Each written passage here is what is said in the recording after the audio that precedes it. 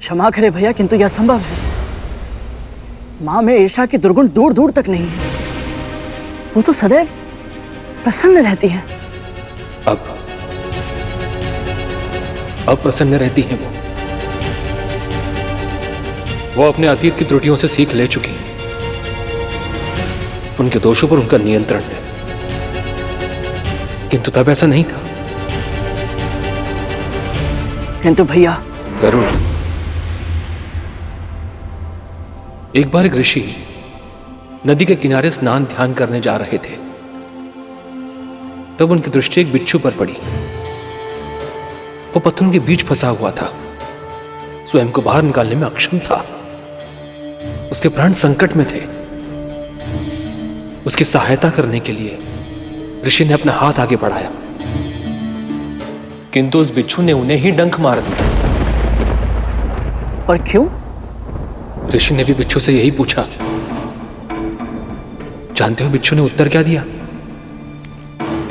उसने कहा, यह उसकी प्रवृत्ति है, वो चाहकर भी अपने स्वभाव को बदल नहीं सकता।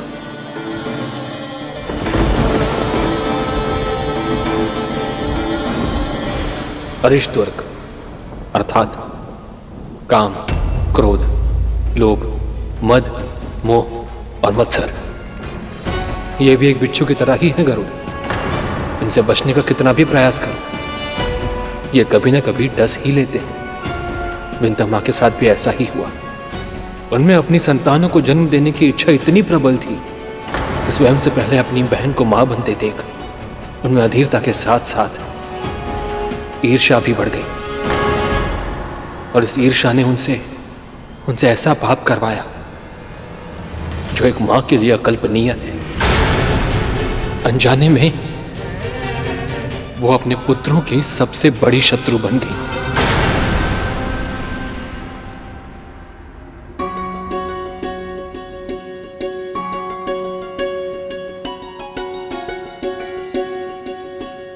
अपनी संतान का पालन पोषण करने का, उनके साथ खेलने का, उन्हें लाड दुलार करने का सौभाग्य इस संसार की सभी माँओं को मिलता है, तो फिर मुझे क्यों नहीं?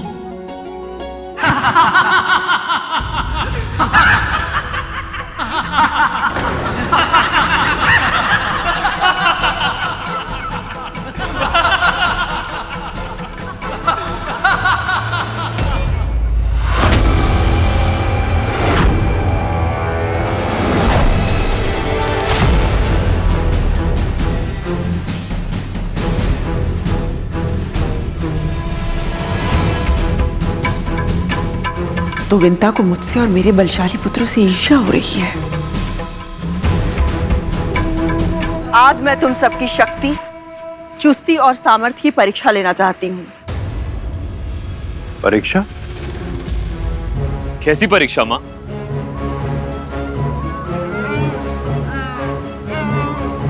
यदि तुम चाहते हो कि मृत्यु तुम्हारे पास भी ना फटके, तो स्वयं मृत्यु का दूत बन जाओ,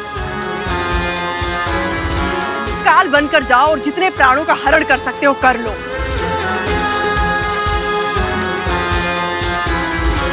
आज की परीक्षा में विजेता वही कहलाएगा जो जितना अधिक रक्त बहाएगा।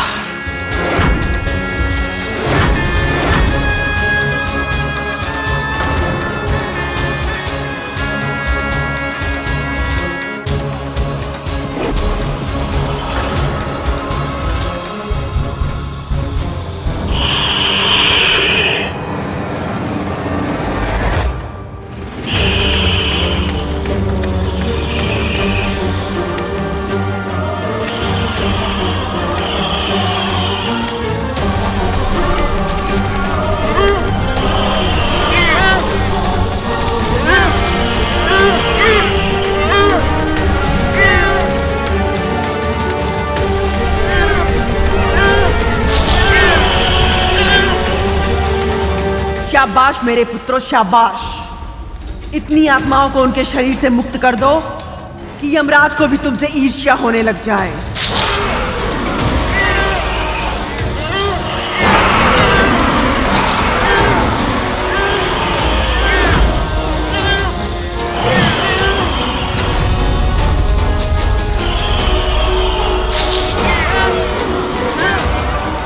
मां, हमारे भोजन के लिए किसी प्राणी को मारना हमारी विवशता है, क्योंकि यही विधि का विधान है। किंतु ये हिंसा व्यर्थ है मां, केवल अपने मनोरंजन के लिए। मनोरंजन नहीं, प्रशिक्षण है ये। सृष्टि के जंगल में स्वयं को जीवित रखने के लिए दूसरों के प्राण लेना सीखना पड़ता है। कारण उचित हो तो वध करने में कोई दोष नहीं होता मां, किंतु आप वध नहीं, हत्याएं करवा रही हैं। परीक्षा में विजयी होने के लिए जीवन छीन लेना ये उचित नहीं है मां। वाह, तो तुम दोनों अपनी मां को उचित अनुचित का भेद सिखाओगे।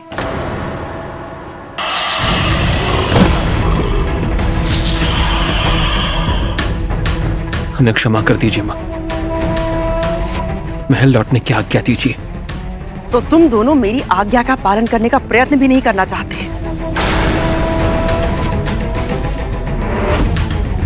जाओ। कद्रू मां का अहंकार इतना अधिक हो गया था कि वो ना तो हमें सुनना चाहती थी, ना ही हमारा दृष्टिकोण समझना चाहती थी। अर्थहीन भीषण रक्तपात देखकर हमारे हृदय में पीड़ा के बवंडर उठ रहे थे, परंतु उन्हें हमारी पीड़ा का आभास तक नहीं था। अपनी आंखें फेर ली थी उन्होंने हमसे, और ऐसे में जब बिंता मां हमारी सहायता के लिए आगे आई। मां, वो कैसे? तुम्हारे सभी भाइयों का जन्म हो चुका है।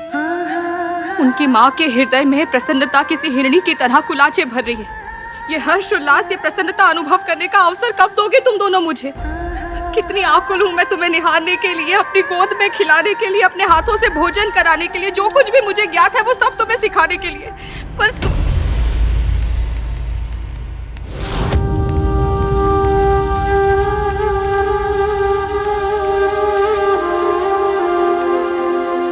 प्रणाम छोटी मां। यशस्वी भवा। इतनी शीघ्र लौट आए अपने भ्रमण से? वो भ्रमण नहीं था छोटी मां, भंवर था, भंवरजाल। अनंत, क्या हुआ है? बता मुझे। आप ही बताइए छोटी मां, क्या स्वयं जीने के लिए निर्दोष प्राणियों की हत्या करना आवश्यक है? इस सृष्टि में कुछ जीव शाकाहारी हैं, तो कुछ जीवों की प्रवृत्ति मांसाहारी भी है वासुकी। सृष्टिकर्ता ने ऐसा ही बनाया है उन्हें, ताकि प्रकृति में संतुलन बना रहे। इसीलिए भोजन के लिए आखेट करने में कुछ भी अनुचित नहीं है, किंतु हाँ, आखेट आवश्यकता के लिए होना चाहिए, लोभ के लिए, खेल के लिए या शक्ति के भोंडे प्रदर्शन के लिए नहीं। तो फिर कद्रू मां हमें हिंसा का पाठ क्यों पढ़ा रही है छोटी मां? निर्दोष प्राणियों पर अपना प्रभुत्व स्थापित करने के लिए हमें विवश क्यों कर रही है वो? प्रेम, स्नेह, संवेदना, ये संस्कार जो आप हमारे दोनों भाइयों को दे रही हैं, वो हमें क्यों नहीं दे रही? तुम्हारी माँ वही कर रही है जो उनके विचार में तुम्हारे लिए अच्छा है।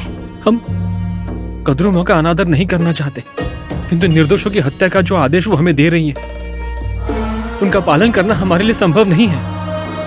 हम क्या करें छोटी मां? ऐसे लग रहा है जैसे हम दिशाहीन हो गए। जीवन का उद्देश्य क्या है माँ?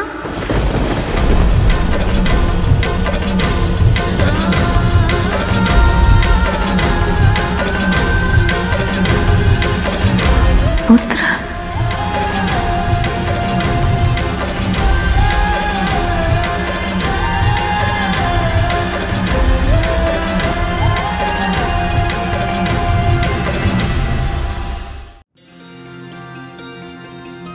अनंत, वासुकी, तुम दोनों ने सुना ना? क्या छोटी मां? नहीं तो कुछ हुआ क्या?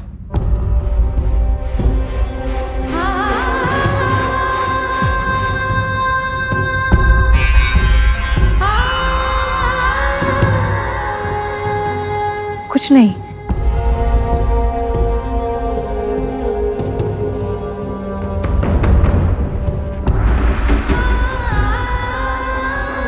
इस संसार में हमारा जन्म क्यों हुआ है, हमारे जीवन का उद्देश्य क्या है, हमें ये जीवन कैसे जीना चाहिए। ये ऐसे प्रश्न हैं जो हम सभी के मन में कभी ना कभी उठते हैं, पर इनका सही उत्तर पाने का माध्यम केवल एक ही है, अपने आराध्य की भक्ति।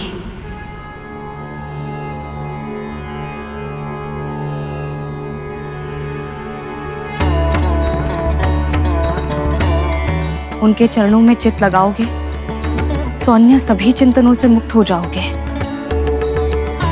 तुम्हें ज्ञात है अनंत, तुम्हारे जन्म के समय मैंने तुमसे क्या कहा था?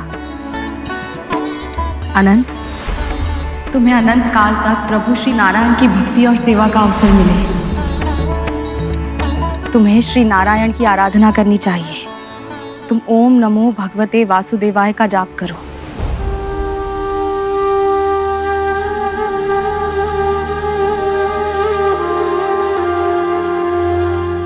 और तुम्हें मैंने शिव भक्ति का आशीर्वाद दिया था वासुकी। तुम ओम नमः शिवाय का जाप करो, तुम दोनों के मन को शांति अवश्य मिलेगी।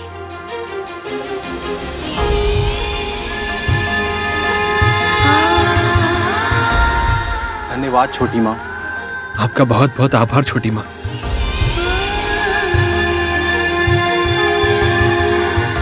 यशस्वी भव। ओम नमो भगवते वासुदेवाय नमः। ओम नमो भगवते वासुदेवाय नमः। ओम नमो भगवते वासुदेवाय नमः। और इस प्रकार विंता माँ हमारी प्रथम गुरु बनी। जानते हो गुरु के बिना ना तो ज्ञान की प्राप्ति होती है, ना ही भगवान की। यदि विंता माँ ने मुझे भक्ति का मार्ग ना दिखाया होता तो मेरे लिए यहां तक पहुंचना संभव नहीं था। अपने आराध्य, अपने भगवान के दर्शन करने, उनके समीप रह पाने का सौभाग्य मुझे कभी नहीं मिल पाता।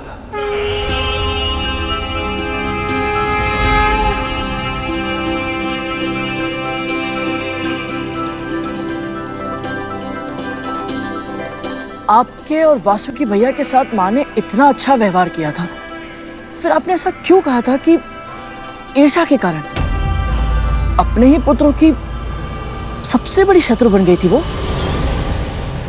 भैया, जो भी हुआ था, जैसा भी हुआ था, मुझे बताइए। विंता माँ के मन में ईर्ष्या अवश्य पनप रही थी, परंतु उसी ईर्ष्या को भीषण अग्नि में परिवर्तित करने का पाप मेरी मां कद्रू ने किया। हमारे नाग भाइयों के जन्म के पश्चात हमारे पिता ने संसार के कल्याण के लिए एक बहुत बड़े यज्ञ का आयोजन किया था, और धर्मपत्नी होने के नाते कद्रू मां, दीति मां और विंता मां भी वहां आई थी। गरुड़, व्यंग बाण जब अहंकार के उन्माद में छोड़े जाते हैं तो उनकी धार और अधिक तीक्ष्ण हो जाती है। फिर विंता मां तो पहले से ही ईर्ष्या के ताप में व्याकुल थी। वो उन व्यंग बाणों के प्रहार से नहीं बच पाई। सुना है तुम्हारी संतानें भूमि पर रेंगने में कुशल है। इच्छा अनुसार विष उगलने में भी अत्यधिक कुशल है मेरी संतानें। उनके विष की एक बूंद से देवदानव क्षण भर में अपने प्राण त्याग सकते हैं। तो फिर देवताओं को अवश्य तुम्हारे पुत्रों से डरना चाहिए। हमें किसी से कोई भय नहीं, क्योंकि जब तक गुरु भार्गव का आशीर्वाद हमारे ऊपर है, हमें कुछ नहीं हो सकता। मेरे पुत्रों को किसी से कोई भय नहीं। भय तो विंता को होना चाहिए। इतना समय हो गया है, मेरे 1 सहस्त्र पुत्र जन्म ले चुके हैं, किंतु उसके 2 डिंबों में से एक भी डिंब परिपक्व नहीं हुआ। न जाने उसमें कुछ है भी या नहीं। कद्रू दीदी, अरे विंता, क्रोधित क्यों हो रही हो? इसमें क्रोधित होने वाली कोई बात नहीं। जितना समय तुम्हारी संतानें टीमों में से बाहर आने में लगा रही हैं, तो शंका तो स्वाभाविक है। है ना? कहीं ऐसा तो नहीं विंता कि तुम्हारे डीम सड़ गए हो? विचार करो, संभावना ही आगे चलकर सत्य बनती है।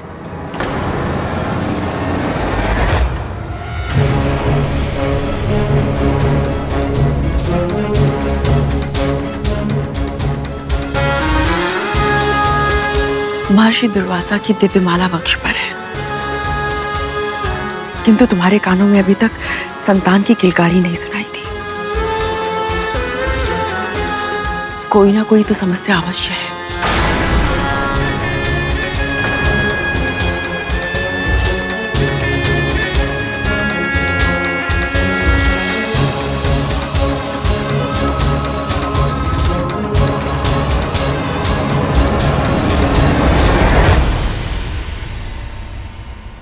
कितनी निष्ठुर थी वो। मेरी मां पहले से ही दुखी थी और वो दोनों बहनें होकर भी अपनी बहन का कष्ट समझने के स्थान पर उन्हें और अधिक पीड़ा पहुंचा रही थी। अहंकार दीमक की तरह होता है गरुड़, जो भीतर ही भीतर हमारी सारी अच्छाइयों को खा जाता है। और जब तक हमें पता चलता है तब तक बहुत देर हो चुकी होती है।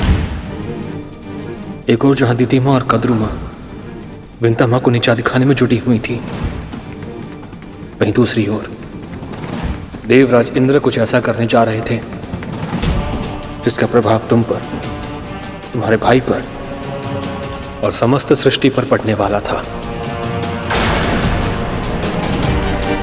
ऐसा क्या किया था देवराज इंद्र ने?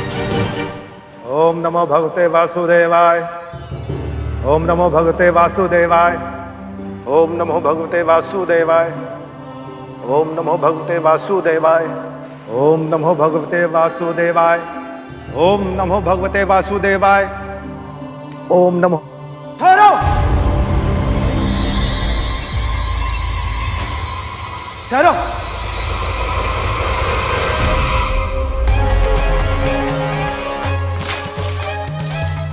नीचे देखकर चला करो। देवराज इंद्र हूं मैं, मेरी दृष्टि स्वर्ग पर है, भूमि की ओर देख के नहीं चलता मैं। दानवों से पराजित होकर भी अहंकार नहीं गया तुम्हारा? मेरे अहंकार पर कटाक्ष करने से पहले आप अपनी आकृति तो देख लीजिए। सजावट की वस्तु हैं आप और मुझे आदेश देने चले हैं। मुझे आदेश देने से पहले आप अपने आकार और मेरे विस्तार का अंतर तो देख लेते। देखिए मैं कितना विशाल हूं, आप सबसे विशाल। मूर्ख, और उपहास कर रहा है? तूने तो ये वस्त्र भी भिक्षा से अर्जित किए हुए हैं। वो तो तेरे माता पिता के तपोबल का प्रताप है कि तू सर्वस्व खोकर भी अपना शीश इन कंधों पर सुरक्षित रख पा रहा है। एक छोटी सी लकड़ी तो आप सब मिलकर उठा नहीं पा रहे, किंतु अभिमान इतना कि मेरा अपमान करने का दुस्साहस कर रहे हैं।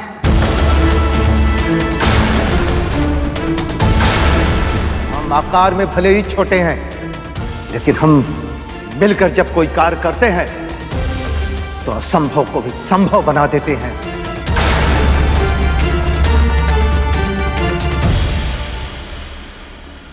तेरी देह विशाल है, किंतु तेरी बुद्धि अल्प है।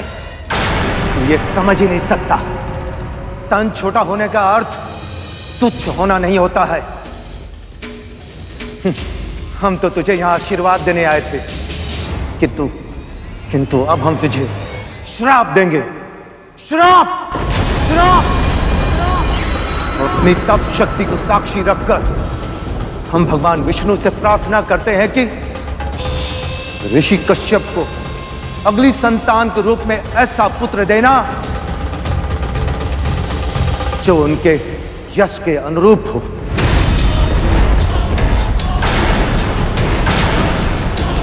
जो इंद्र से सहस्त्र गुणा अधिक शक्तिशाली और बुद्धिमान हो।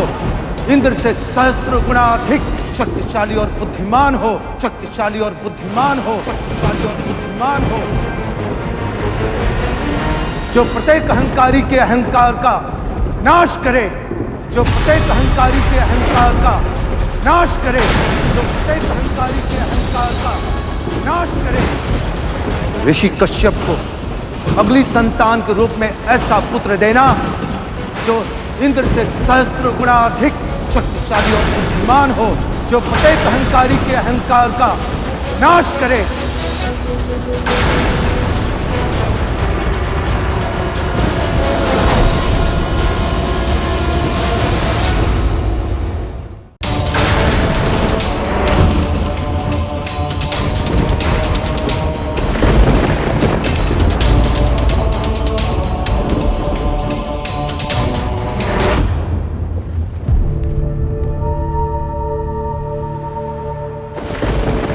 पिताजी, मुझसे भूल हो गई। मैं इन महान ऋषियों को पहचान नहीं पाया। आप इन्हें कहिए ना कि ये मुझे क्षमा कर दे और अपना श्राप वापस ले ले।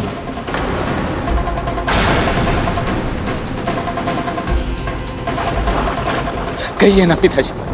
इसकी चिंता तुम्हें श्री विष्णु के परम भक्त वाल्कीली ऋषियों का अपमान करने से पहले करनी चाहिए थी।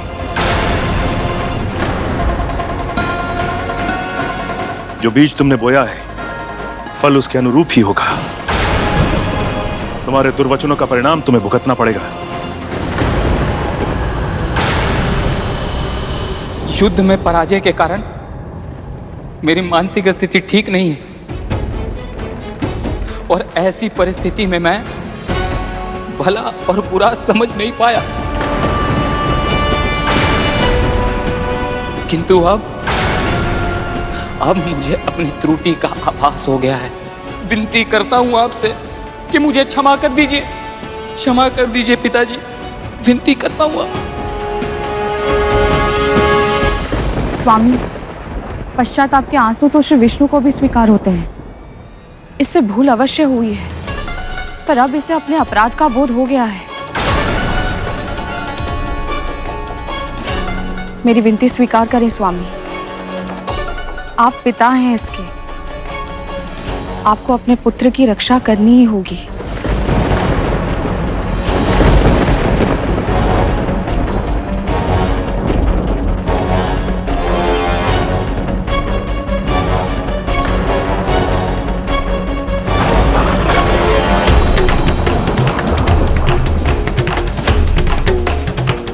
ऋषिवर, मुझे ज्ञात है कि मेरे पुत्र का अपराध क्षमा के योग्य नहीं है, और मुझे यह भी ज्ञात है कि आपका दिया हुआ श्राप अब वापस नहीं लिया जा सकता।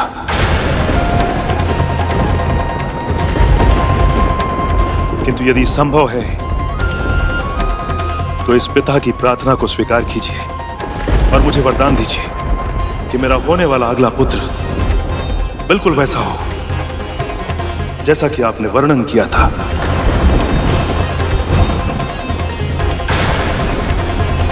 किंतु उसका राज्य क्षेत्र पाताल और स्वर्ग ना, अपितु आकाश हो।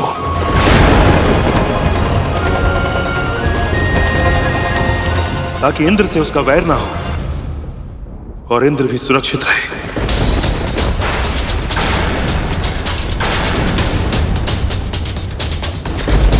हम आपका अनुरोध अस्वीकार कैसे कर सकते महर्षि? भगवान विष्णु के प्रताप से होने वाली आपकी संतान का वर्चस्व संपूर्ण आकाश में स्थापित होगा।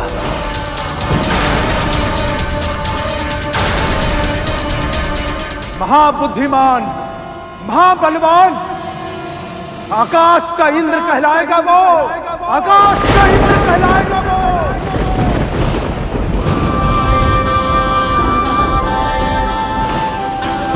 भगवान विष्णु के प्रताप से होने वाली आपकी संतान का वर्चस्व संपूर्ण आकाश में स्थापित होगा।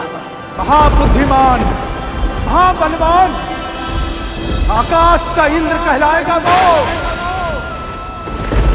मेरे तो सारे पुत्र हो चुके हैं, दीदी के भी हो चुके हैं, तो फिर ये किसके पुत्र की बात कर रहे हैं?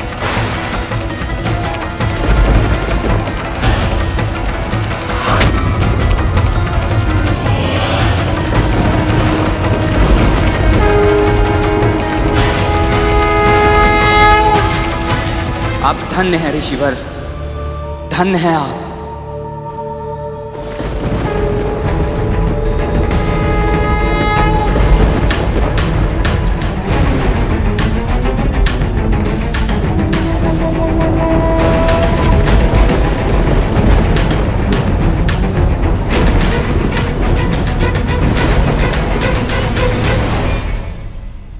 इन सभी घटनाओं का प्रभाव विंता मां पर धीरे धीरे गहराता जा रहा था। ईर्ष्या, असुरक्षा और निराशा उनके विश्वास को धीरे धीरे नष्ट करने लगी थी। और ऐसे में कद्रू मां ने अपना अंतिम दांव खेला। बस करो।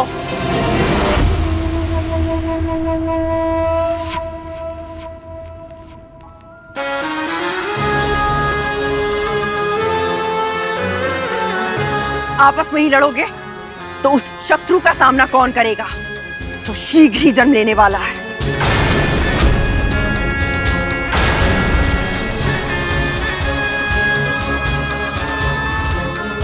किसकी मृत्यु ने पुकारा है मां? कौन है वो मूर्ख जो हमारा सामना करने का दुस्साहस करेगा मां? विंता एक बार फिर से जीत गई। सिद्ध ऋषियों का वरदान है कि तुम्हारे पिता का होने वाला अगला पुत्र आकाश का इंद्र बनेगा और वो अदिति के पुत्र इंद्र से 1 सहस्त्र गुना अधिक शक्तिशाली होगा। अब केवल विंता के डिमो का परिपक्व होना शेष है। इसका अर्थ यह है कि वो महाशक्तिशाली आकाश का सम्राट कोई और नहीं, विंता का होने वाला पुत्र ही होगा।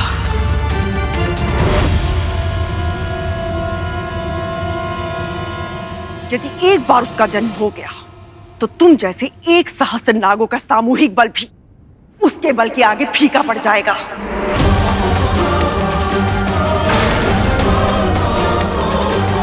आप व्यर्थ की चिंता कर रही हैं मां।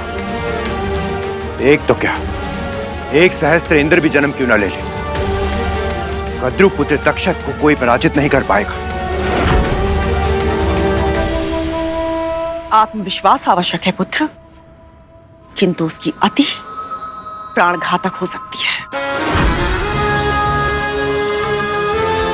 अपने शत्रु से झगड़ा करने से अच्छा है कि कुछ ऐसा करो कि तुम्हारा शत्रु जन्म ही ना ले पाए।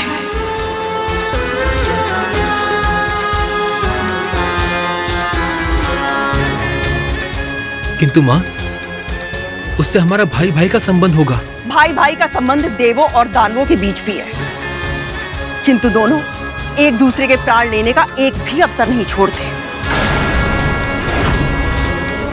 तुम्हारे संबंधों में कटुता नहीं आएगी, इस बात का क्या प्रमाण है तुम्हारे पास? वो तो हम पर निर्भर करता है मां। इतने बड़े नहीं हो कि अपनी मां से कुतर्क करने लगो। सदैव सदैव मेरे आदेश की अवहेलना करते हो। यदि तुम दोनों को लगता है कि तुम इतने बुद्धिमान हो तो निश्चित ही तुम्हें मेरे मार्गदर्शन की आवश्यकता तो नहीं है। किंतु मां, जा सकते हो यहां से।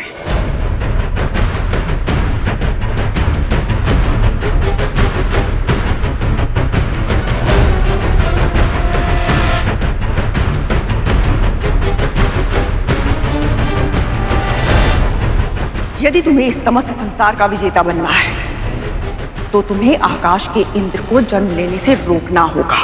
आपकी आज्ञा का पालन मैं करूंगा मां।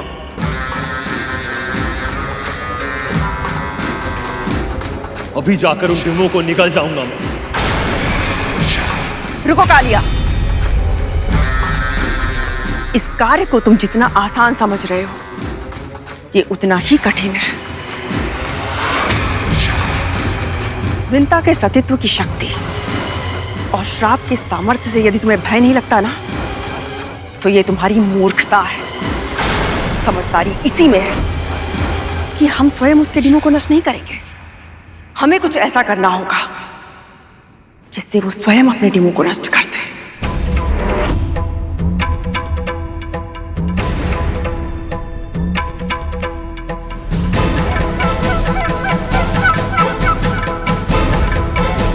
हमें ये कार्य बल से नहीं, कुटिलता से करना होगा माँ। तुम सबके साथ देखकर विंता को ईर्ष्या होती है मुझसे। उसकी इसी दुर्बलता को बढ़ाना होगा, उसकी आशा को निराशा में बदलना होगा। फिर देखना, विंता स्वयं ही अपने डिमो को नष्ट कर देगी।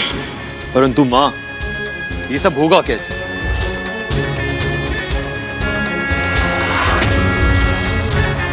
जैसा मैं कहूं वैसा करते जाओ।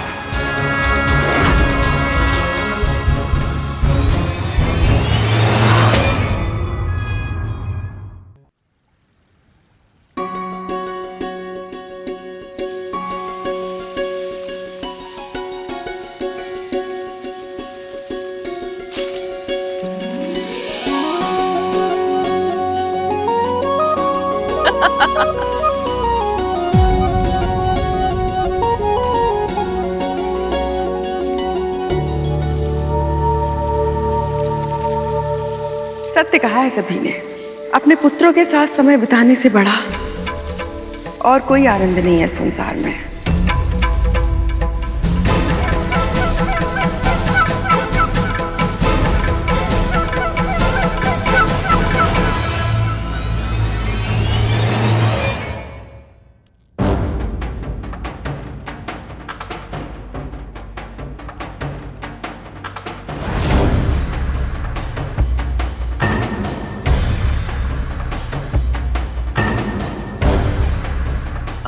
देखो ना, मैं ये फल रखकर भूल गई और फल सड़ गए। एक फल के कारण सारे फल अनुपयोगी हो गए, सब फेंकने पड़ेंगे। माँ, यदि फल 2 दिन में सड़ जाते हैं तो डिम कितने दिन में सड़ता है?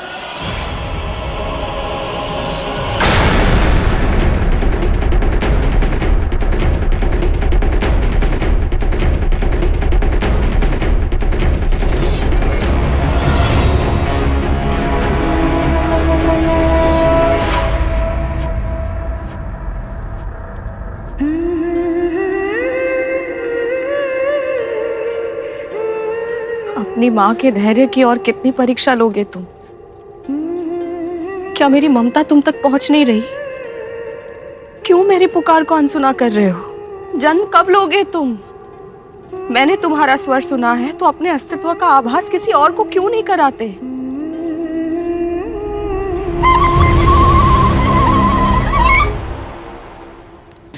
तक्षक भैया, इस मुरली से इतनी मधुर ध्वनि कैसे निकलती है? बांस जितना खोखला होता है ना, उसकी ध्वनि उतनी ही मधुर होती है कालिया। अच्छा, फिर तो छोटी माँ के इन डिमों से और भी मधुर ध्वनि निकलेगी। समय के साथ इन सभी घटनाओं का प्रभाव विंता माँ पर गहराता जा रहा था। ईर्ष्या, असुरक्षा और निराशा उनके विश्वास को धीरे धीरे नष्ट करने लगी थी। ऐसे में कद्रू माँ ने अपना अंतिम दांव चला।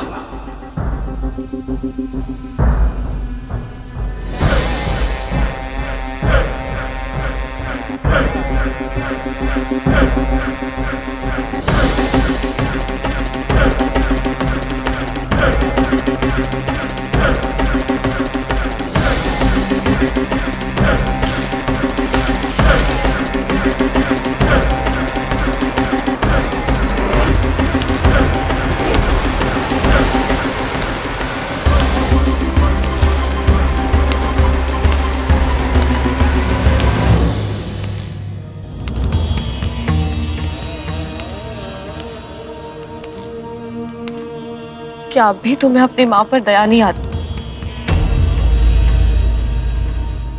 ये इतनी दुर्गंध कहाँ से आ रही है?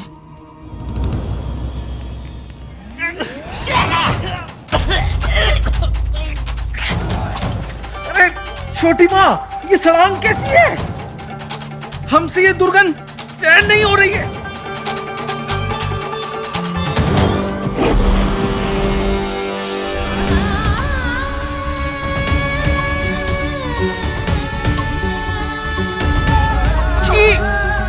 कितनी बुरी करना यहाँ।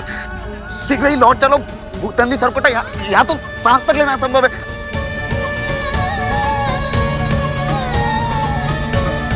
कहाँ से आ रही है ये कुवास?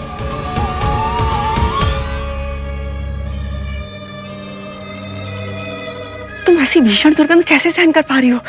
चलो मेरे साथ, अस्वस्थ हो जाओगी तुम। नहीं दीदी, मुझे मेरे पुत्रों को देखना है। क्यों? क्या तुम्हें भी लगता है तुम्हारे डिम सड़ गए हैं? वैसे ईश्वर ना करे पर सड़ ही गए होंगे, नहीं तो इतनी आसानी दुर्गंध कहां से आती? विशेष पुत्र पाने की इच्छा में तुमने कुछ अधिक ही प्रतीक्षा कर ली है, क्योंकि स्वाभाविक जन्म होता तो अब तक हो गया होता ना। तुम मेरे साथ चलो, प्रातः आकर देख लेना। यदि अभी देखना है तो डिम फोड़ना होगा ना।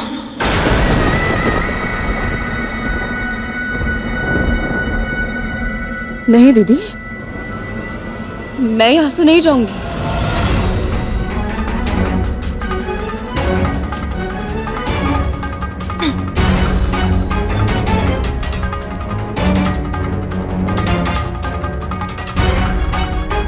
जितना समय तुम्हारी संतानें डीमों में से बाहर आने में लगा रही हैं, तो शंका तो स्वाभाविक है। कहीं ऐसा तो नहीं विनता कि तुम्हारे डीम सड़ गए हो? माँ, यदि फल 2 दिन में सड़ जाता है तो डिम कितने दिनों में सड़ता होगा? इसे जो धारण करेगा उसे ऐसी प्रतापी संतान प्राप्त होगी जिसके नाम और यश की कीर्ति समस्त ब्रह्मांड में फैलेगी। महर्षि दुर्वासा की दिव्य माला वक्ष पर है, किंतु तुम्हारे कानों में अभी तक संतान की किलकारी नहीं सुनाई थी। कोई ना कोई तो समस्या अवश्य है। विशेष पुत्र पाने की इच्छा में तुमने कुछ अधिक ही प्रतीक्षा कर ली है, क्योंकि स्वाभाविक जन्म होता तो अब तक हो गया होता ना। तुम्हारे डीम सड़ गए। विशेष पुत्र पाने की इच्छा में स्वाभाविक जन्म होता तो अब तक हो गया होता ना। ठहरिए छोटी माँ।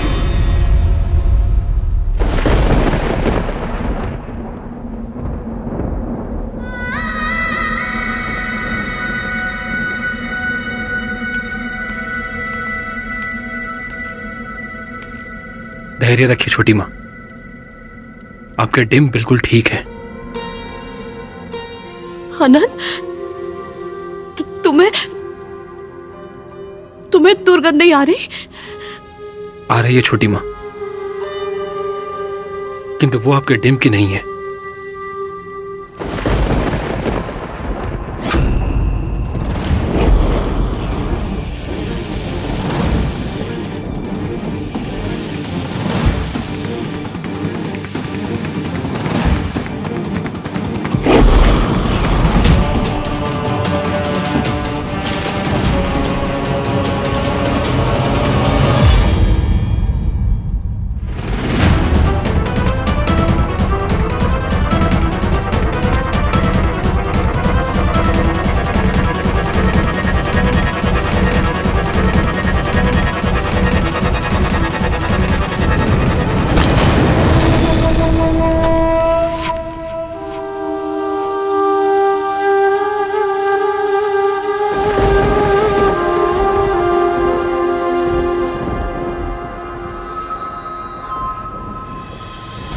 अनंत, मुझे समझ नहीं आ रहा मेरे डिम परिपक्व क्यों नहीं हो रहे।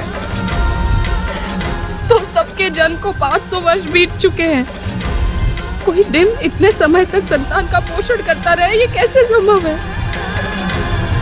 यदि अधिक उत्तम परिणाम की इच्छा हो तो उसके लिए अधिक परीक्षा और अधिक प्रतीक्षा करनी पड़ती है। यही विधि का विधान है छोटी माँ। अदिति माँ भी तो कब से तपस्या कर रही हैं।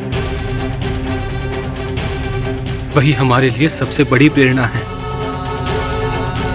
ओम नमो नारायणाय नमः।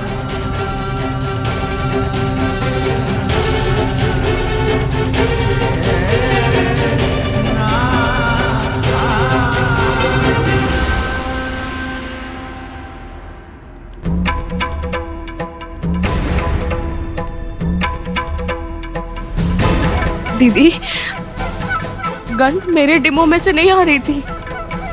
मेरी टिम ठीक है।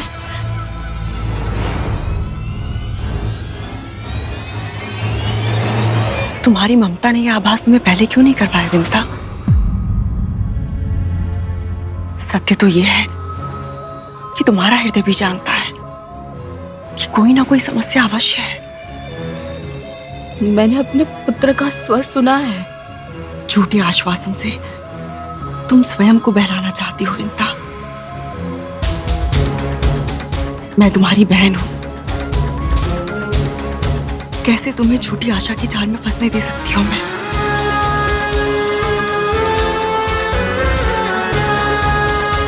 तो मैं क्या करूं दीदी? यदि ये सब आपके साथ हो रहा होता तो आप क्या करती?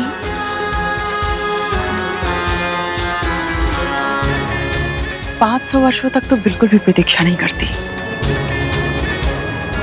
कम से कम एक दिन तो अवश्य फोड़ के देख लेती।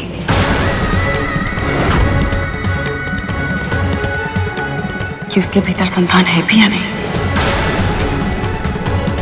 एक दिन तो अवश्य फोड़ के देख लेती कि उसके भीतर संतान है भी या नहीं।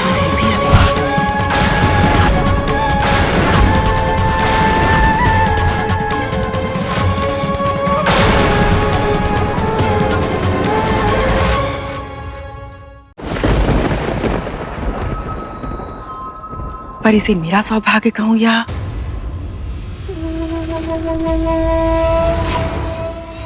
तुम्हारा दुर्भाग्य।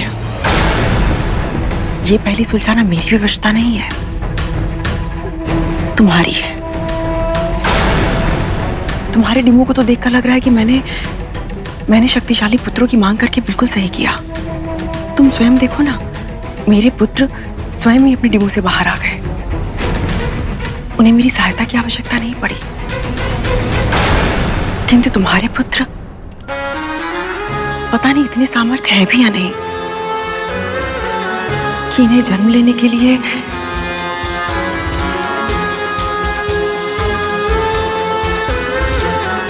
तुम्हारी सहायता की आवश्यकता हो।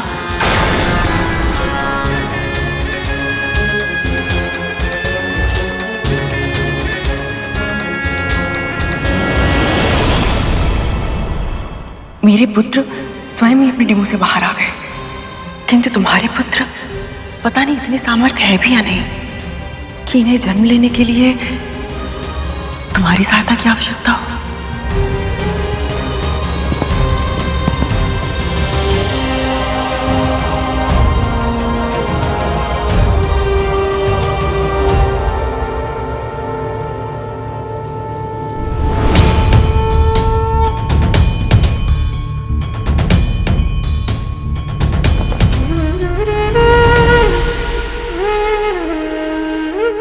मेरे साथ ऐसा क्यों हो रहा है प्रभु?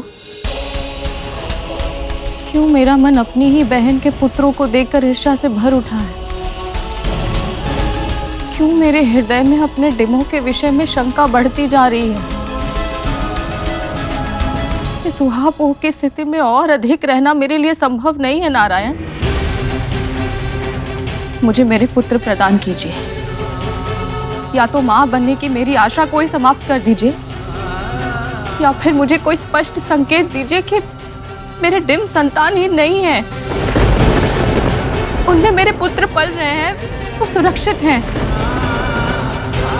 मुझे बताइए प्रभु, कोई संकेत दीजिए।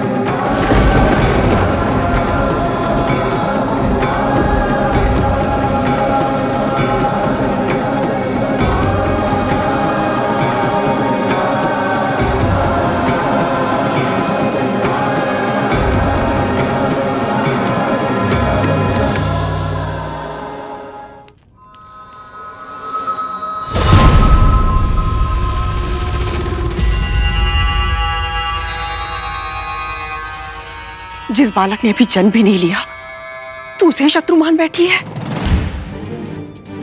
अपनी बहन के साथ ऐसा विश्वासघात की कि उसके पुत्र के अस्तित्व को मिटाना चाहती है तू, क्योंकि तुझे ऐसा लगता है कि वो तेरे पुत्रों से अधिक शक्तिशाली होगा। क्यों इतना घनघोर विश्वास है तुझे कि वो तेरा और तेरे पुत्रों का अहित ही करेगा? तुझे तेरी बहन की सच्चाई, उसके स्नेह, उसके संस्कारों पर तनिक भी विश्वास नहीं है।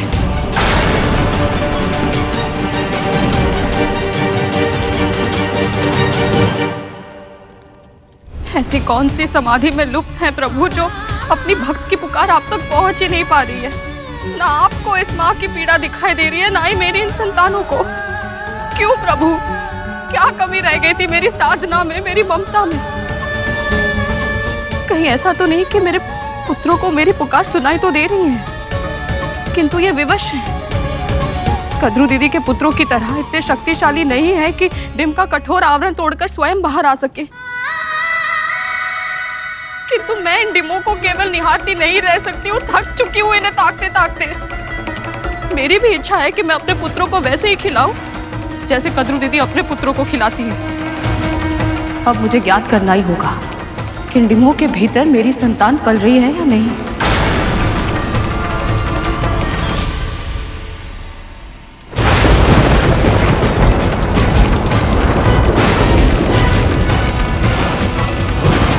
जितना समय तुम्हारी संतानें डीमों में से बाहर आने में लगा रही हैं, कहीं ऐसा तो नहीं विनता कि तुम्हारे डीम सड़ गए हो? पुत्र पाने की इच्छा में तुमने कुछ अधिक, क्योंकि स्वाभाविक जन्म होता तो अब तक हो गया होता ना। तुम्हारे डीम में सड़ गए हो? पता नहीं इतनी सामर्थ्य है भी या नहीं कि इन्हें जन्म लेने के लिए तुम्हारी सहायता की आवश्यकता हो। यदि मैं चाहती हूँ कि मेरे पुत्र सबसे अधिक शक्तिशाली हो, अपने शत्रुओं पर विजय पाने में सक्षम हो, तो उसमें क्या अनुचित हुआ? जब दुर्वासा ऋषि ने विंता का पक्ष लिया था, उसमें कुछ अनुचित नहीं था। जब बालखेल ऋषि ने स्वामी को पुत्र के रूप में आकाश का इंद्र पाने का वरदान दिया था, तब मेरे पुत्र जन्म ले चुके थे और विंता के पुत्रों का जन्म होना शेष था। उसमें कुछ अनुचित नहीं था। और यदि आज मैं अपने पुत्रों का हित करना चाहती हूँ तो अनुचित कैसे हुआ? अपने पुत्रों को शक्तिशाली बनाने की महत्वाकांक्षा रखना अनुचित नहीं है कद्रू, किंतु किसी और के पुत्र को जन्म लेने से पहले मारने के षड्यंत्र की रचना करना अनुचित है। अपनी बहन के मन में शंका का बीज इतनी गहराई तक बो देना कि वो अपने ही पुत्रों का हित कर बैठे। और यदि ये पाप तूने किया है तो इसका परिणाम तुझे और तेरे पुत्रों को भुगतना होगा। यदि आज तेरे षड्यंत्र के कारण विंता ने अपने डिमों को नष्ट कर दिया, तो स्मरण रखना, भविष्य में तेरे पुत्रों के विनाश का कारण तू स्वयं होगी।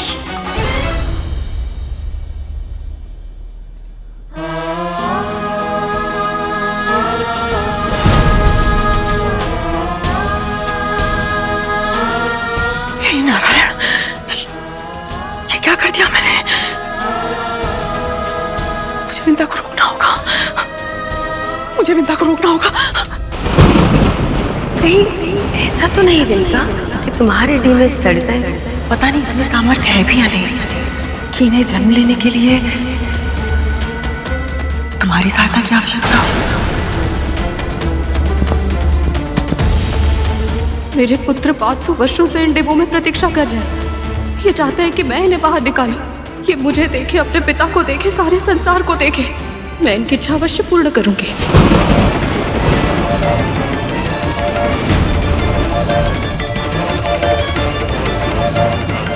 अब मैं वही करूंगी जो इस परिस्थिति में कद्रू दीदी करती है। 500 वर्षों से मैं प्रतीक्षा कर रही हूँ, अब और नहीं। अब मैं अपने पुत्रों का मुख देख कर ही रहूंगी। जन्म लेने में इनकी सहायता अवश्य करूंगी मैं।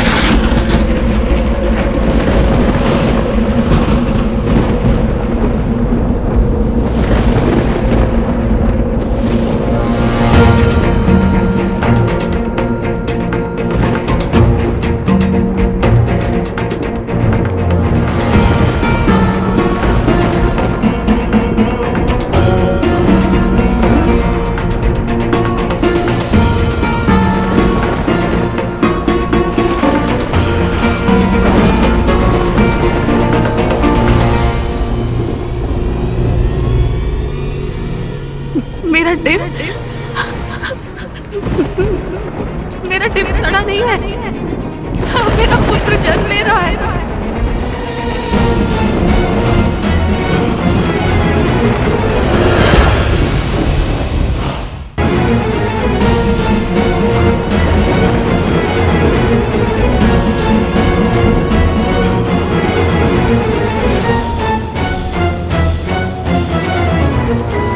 अरुण, सूर्य की तरह लाल आभा वाले मेरे पुत्र,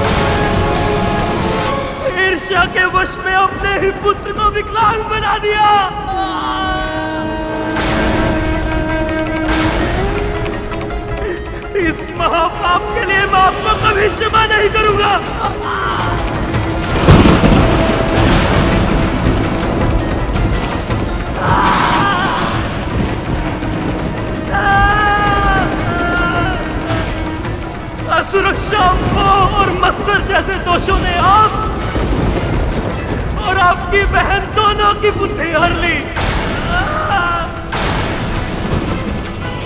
और मुझसे छीन लिया मेरा गौरव और मेरा भाग्य। इसका मूल्य आपको चुकाना होगा। अपने किए का दंड आपको भोगना होगा माता।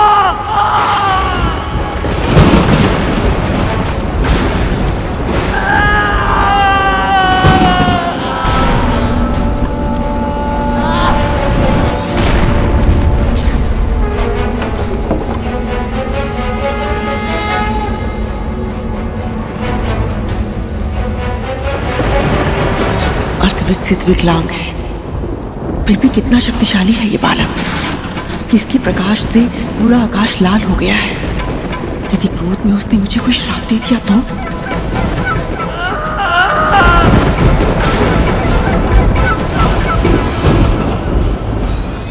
पुत्र, कुछ मत कहिए।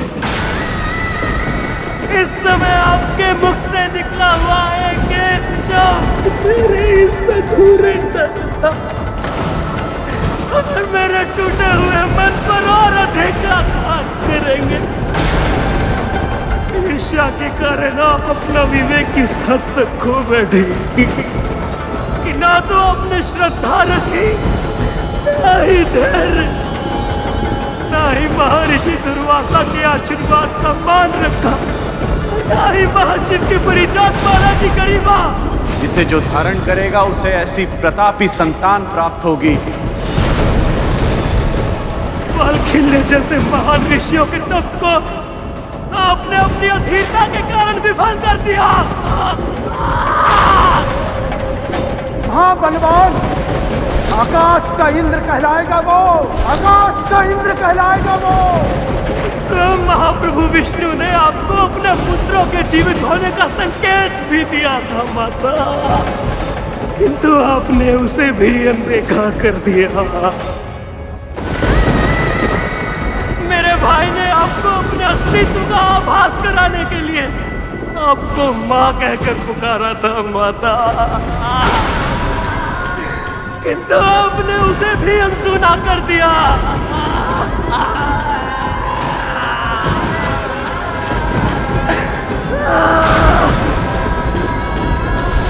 माँ,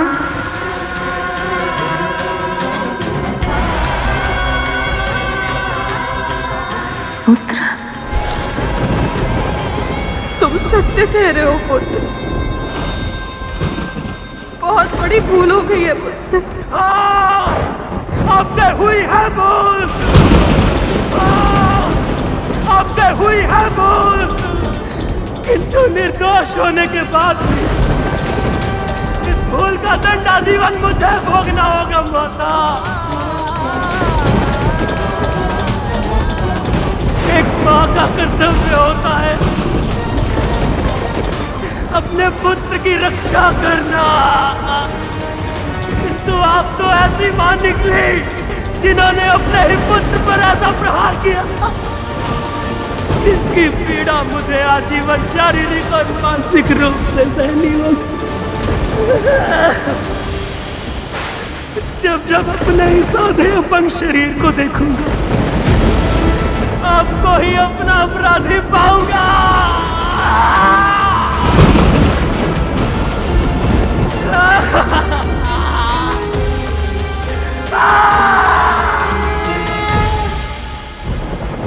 आपको अपने किए का दंड भोगना होगा माता।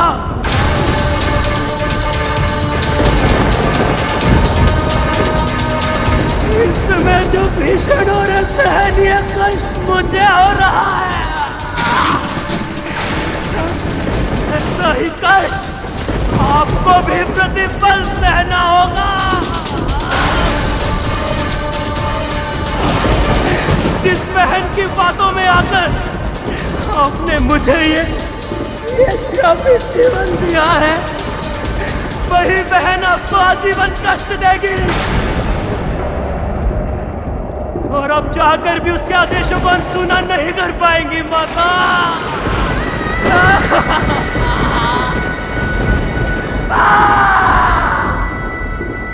जिस प्रकार मैं कभी स्वच्छंद उड़ान नहीं भर पाऊंगा, उसी प्रकार आप कभी स्वतंत्र नहीं रह पाएंगे।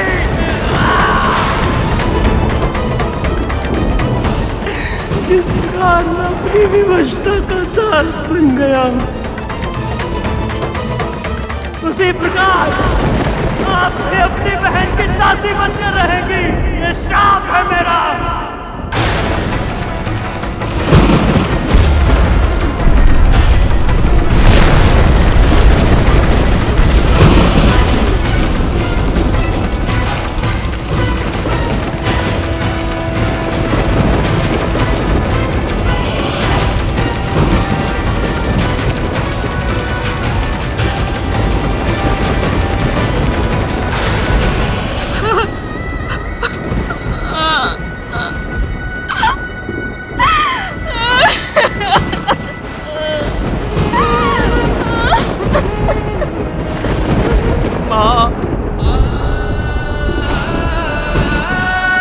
तूने क्या किया पुत्र? ईर्ष्या और मोह में अपना विवेक खो बैठी थी मैं, पर तुझे कष्ट पहुंचाना मेरा उद्देश्य नहीं था। तेरे टेप को फोड़ने की भूल अनजाने में हुई है मुझसे, और इस भूल के परिणाम स्वरूप इतना बड़ा श्राप मिल गया मुझे। ऐसे जीवन से तो अच्छा है तू मुझे मृत्यु दे देता।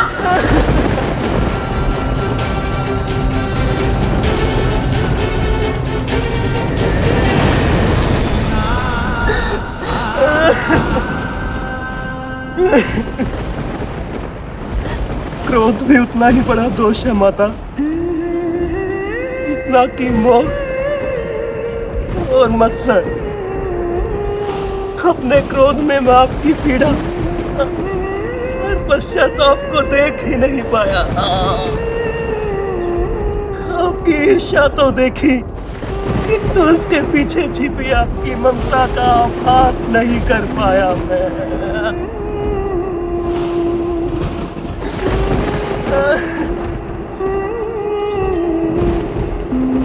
मुझसे भी भूल हो गई माँ।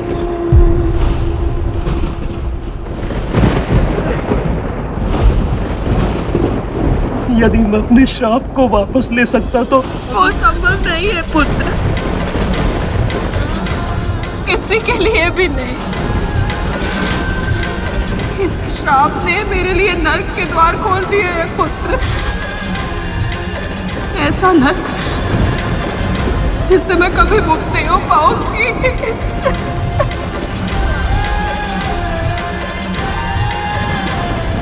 कोई तो उपाय होगा माता, कोई तो माध्यम, कुछ तो होगा जिससे मैं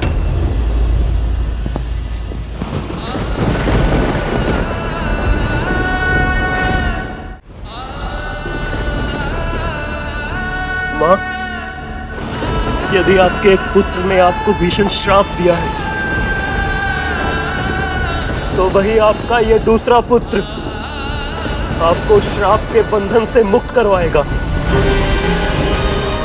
आपकी और पिताजी की इच्छा थी कि आपके पुत्र माता पिता की भक्ति के आदर्श बने, किंतु मेरे क्रोध ने मुझे इस पुनीत उद्देश्य में विफल कर दिया।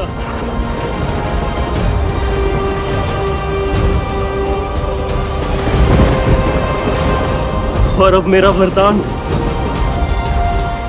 वरदान मेरे श्राप को विफल करेगा।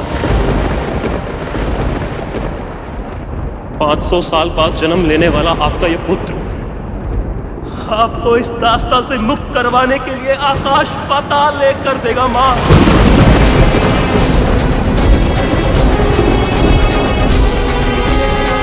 इस संसार में परोपकार का ऐसा आदर्श प्रस्तुत करेगा कि इसकी महिमा का गुणगान युगों युगों तक किया जाएगा।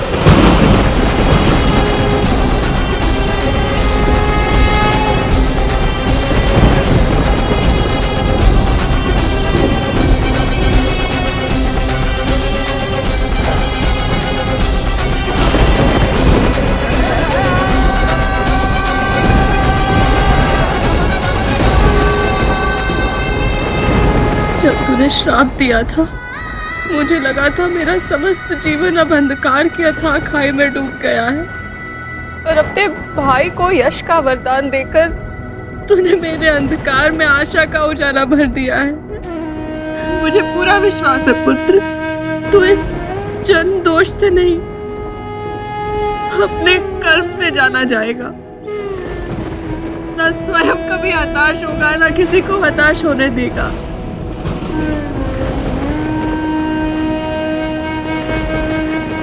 अब श्रद्धा और धैर्य के साथ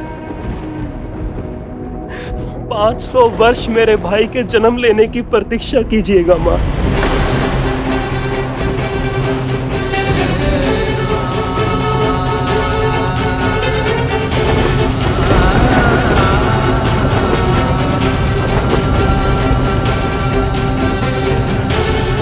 भगवान विष्णु के प्रताप से होने वाली आपकी संतान का वर्चस्व संपूर्ण आकाश में स्थापित होगा। महाबुद्धिमान, महाबलवान, आकाश का इंद्र कहलाएगा वो, आकाश का इंद्र कहलाएगा वो।